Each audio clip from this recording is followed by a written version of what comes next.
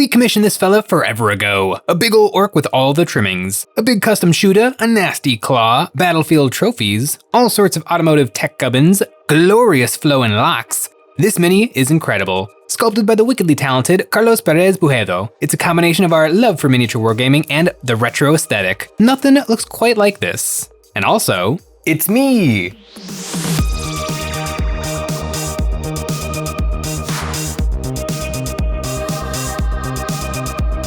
This is Racing J, a model made by Eons of Battle, for Eons of Battle, of Eons of Battle, and it's available on EonsOfBattle.com. This guy is going to be the head honcho of my Mad Max orcs, and if you can believe it, a bit of a self-insert character for myself. I am super pumped to get a little paint on this sucker and get him on the table. This is going to be a proxy for an orc warboss, the most important model in an orc army.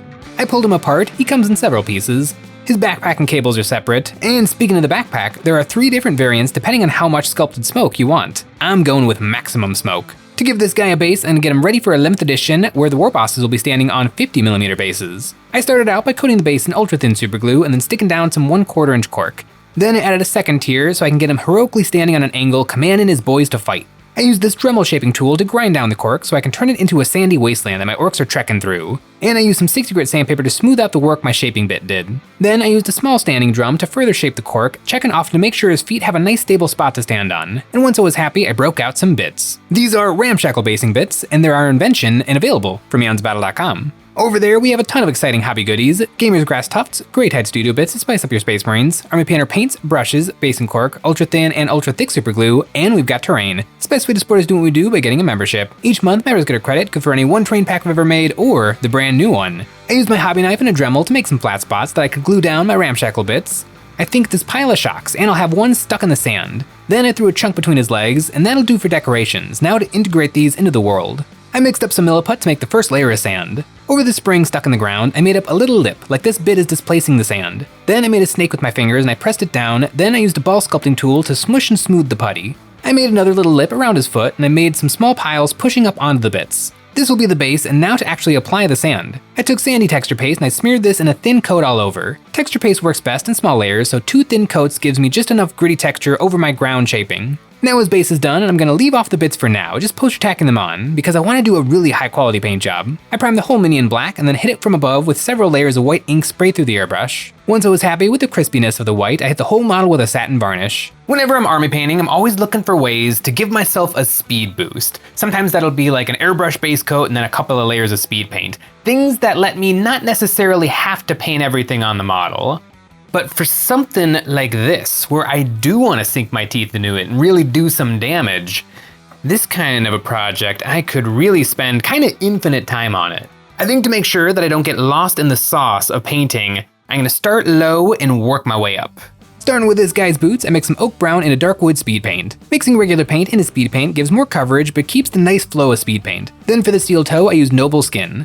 I also glazed this over the leather to darken the recesses. Now I have some basic base coats on there, and now I need to start highlighting. I took desert yellow. I mixed this with my brown and I started layering this on in the high spots on the toes. Then I did a few more layers, working up to pure desert yellow. I mixed some ice yellow into my desert yellow, and then I did some highlights pushing the color even further. To make things look more interesting, it's good to have dramatic contrast, even on something like a shoe. Moving on to the toe, I was planning on just some scuffs, but the ice yellow gave me an idea. I mixed some demonic yellow into the ice yellow and I started to freehand on some flames. Racing J is all about speed, so some hot rod flames would be very appropriate. To add some contrast to my flames, I glazed a little bit of burning orange on the toe. And now that I'm having a ton of fun, I want to keep on going. I sponged some white onto the edge of the toes, then connected some of the larger chips together with a brush. Then I filled the inside of the chips with black paint, leaving a border of white paint. The feet were actually really fun to paint, and now that they're 100% done, I moved on up the model, painting a stripe on his pants with the same yellows and oranges.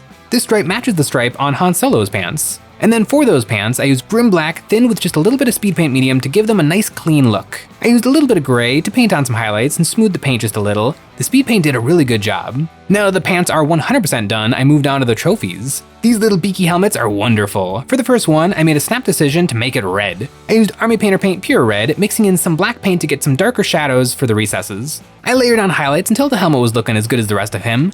Then for the eyes, I picked them out with green. For the second helmet, I decided to go Imperial Fists. This guy is ending up in a very warm palette, and I am digging it. I used the yellow, browns, and oranges for my palette to paint the bullets. Unlike the smooth, round helmets, these are small, shiny bits of metal, so I gave each one a couple of stripy reflections.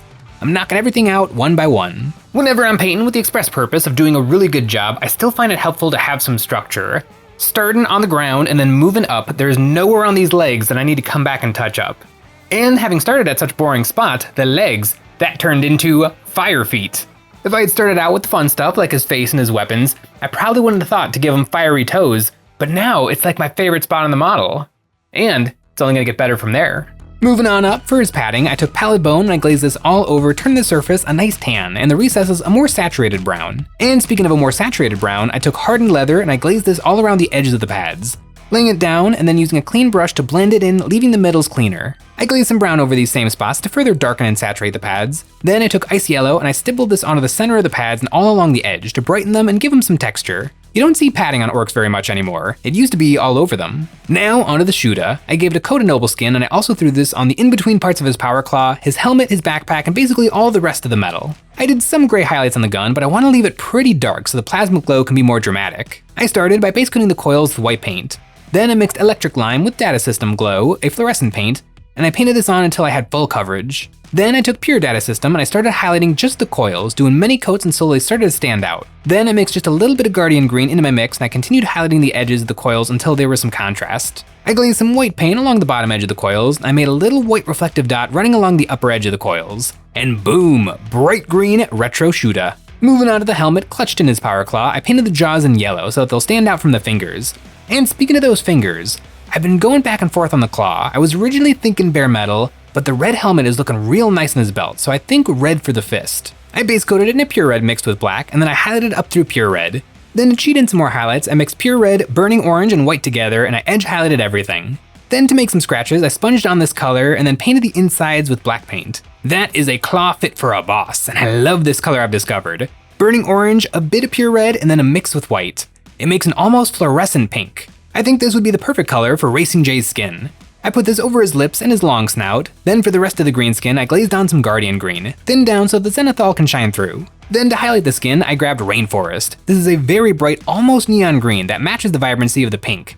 And I slowly layered this on in glazes until he was looking intense. I am loving the colors on this figure. On his face and lips, I glazed this color into the transition and then painted on the bumps and ridges of his face until I had full coverage. Then to push it just a little bit further, I mixed some demonic yellow into my Rainforest and did some final highlights perfecting his orky skin. I gave him some evil red eyes, and then for his flowing locks, grim black with some highlights of a mid-tone gray. I don't want to go too gray. If I went too hard, it would desaturate into gray hair. I just need a little something to show the shine. Racing Jay is shaping up to be my best painted model this year by far. Oh, that green plasma glow. I painted it green because that's what was in my heart when it was time to paint the plasma gun, and I didn't really think about that he's got green skin, so it's a little bit of green on green. It might have been nice to have a more contrasting color, but I think it still works. It still looks pretty exciting. Now, this guy's getting close. The only thing left is his backpack and the base. For the backpack, I want to keep it simple. The Noble Skin did a great job of giving me some contrast, and I took my gray paints and I did some sketchy highlights on some of the canisters to make them a little reflective on the top. Then for the brassy bits, I took some Sunburst Ochre, a John Blanche color. By the way, we sell John Blanche sets at EonsOfBattle.com, and I glazed this on to get the brass started. For the shadows, I mixed a little black paint, and for the highlights, I mixed some demonic yellow with white paint, layering on stipply highlights until it was looking nice and shiny. With the metal done, I moved on to the bone. I don't know what this creature was, but I washed it with bony matter, and then I did highlights of ancient stone and then white paint until it was looking very dry. There's very little white on this figure, so this lighter detail really pops. Then for the pendants, I looked at the model. There's already a bunch of red and yellow, and so I think keeping this going on here will look great. One got yellow and the other got red, and I already have all of my intermediate colors mixed on my palette. With those done, it was onto the smoke. I hit them with grim black to make the smoke really dark, and I did some highlights of gray, working up only until dark gray. This smoke is very dark and noxious. His backpack is all done and I can finally glue it down to his back. Then for the hoses, I gave the big long one some yellow stripes. I started out with gray for the coverage, and then once I had the base coats on there, I glued it down so I could hold the entire model, which is easier than just this little noodle. Once it was in place, I could perfect the bands, use some more yellows and oranges to get the colors perfect. And speaking of perfect, Racing Jay is done and looking perfect. For the base, I hit the tires with some grim black and the Noble Skin on the metal bits. Then I glazed Demigod Flame all over the sand. This is a super bright saturated color that'll look great under my super bright vibrant orc. With the base coats on there, I threw some special effects over the metal. Dirty Down Rust, the rustiest rust in the West. Once that was dry, the metal was super rusty and I dusted it with 2 thin coats Surcoat Silver to get a little bit of metallic shine. Now to perfect the sand. Right now it's just painted, but some yellow pigment powders will turn it into real sand that's stuck in all the nooks and crannies of the base. I glazed this on, and when it was dry, I knocked some of it back off with some wet bristles to perfect it. Finally, I dry brushed the sand with some ice yellow, and my desert base is perfectly dry and dusty, ready for a black base rim. Oh, this guy's nuts. This is one of the best things I've ever painted. And it's me! It's Racing J. My orc army is weird. It has some of my oldest paint jobs, and when I was painting this guy up, a model that came back to me is my Captain Badruck. I painted this guy about 5 years ago, and at the time, this guy was the cream of the crop. This was the best I had ever painted, and he's pretty darn good. But comparing him to this guy, I mean, just the fidelity of this paint job, the way I was able to get the brush strokes really small, I'm really proud of this. While I was painting this guy, I kind of just grabbed whatever colors felt right, and he's such a retro orc. I definitely wanted to give him a retro vibe, and comparing him to the old Orc Codex, he really blends in. The colors are intense. Very often when I'm doing my very highest tier painting, it's for Black Templars, which is not the most exciting color-wise, and so for this guy, I really felt like pulling out all the stops. This guy is almost hard to look at, he's so vibrant. This guy is so cool, and he's a Warboss. This guy is gonna come in every game I play with my orcs from now on. Racing J, available at EonsOfBattle.com.